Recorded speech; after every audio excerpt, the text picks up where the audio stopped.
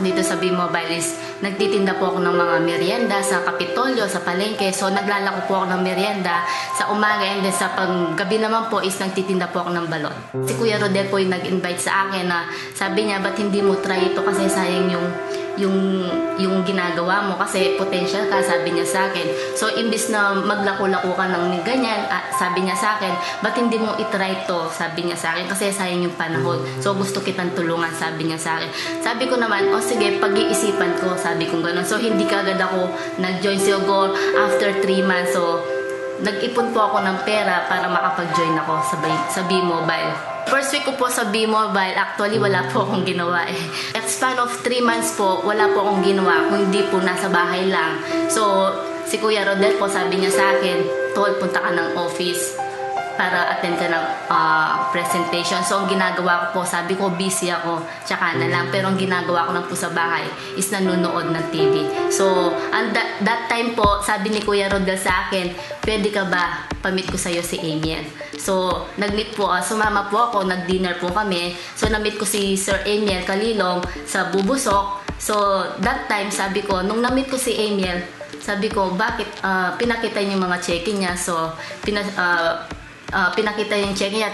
Then, sabi ko, medyo ano pa nga ako nun eh, medyo tawag doon, medyo mayabang pa nga ako kasi meron akong previous na company na sinalihan. Bakit siya? Kaya niya. Bakit ako hindi ko kaya? So, siya po, okay, mas bata po sa akin, ba't na kaya niya, ako pa kaya? Hindi po ako nasira ng loob kasi alam ko sa sarili ko na totoo ang negosyo. Dati, hirap na hirap po ako sa pera. So, almost, ang dami kong utang. Siguro sa kamay ko na to, hindi mabila kung sa Lunes, Martes, Miyerkules, Huwebes, Biyernes, Sabado, Linggo, kung meron pa nga susunod na araw. Kundi po kay B-Mobile, wala po siguro ako ngayon. Actually kay Sir Amiel din, kung hindi po kasi sa kanya, wala po akong malaking grupo din na tinulungan niya ako. So nung buntis po ako, at least siya po yung nagpupunta sa mga bomb ko, yung mga invites na hindi ko naman din nagagawa. So sabi ko nga, syempre hindi man po siya mabayaran ng pera.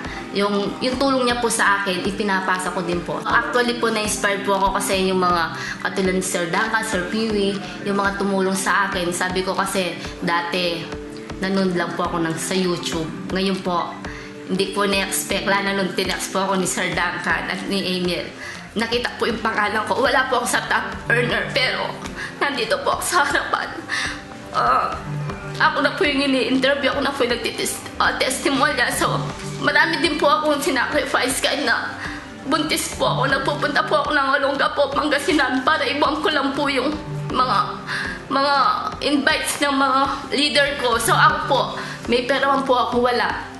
Ginugo ko po kahit utangin ko lang po yung pamasahe ko para mapuntahan ko lang yung tao. Hindi po ako nagre-reklamo dahil alam ko kung kahit isa lang po yan, baka yung isa na yan, siya po yung magpayaman sa akin. Yung best tip ko po, ako po isang housewife po. So, ako po ginagawa ko to para sa pamilya ko. Gusto ko rin tulungan ng asawa ko kasi ako po 4 na yung anak ko. Pero kasi ako po hindi po naranasan ang masarap na buhay.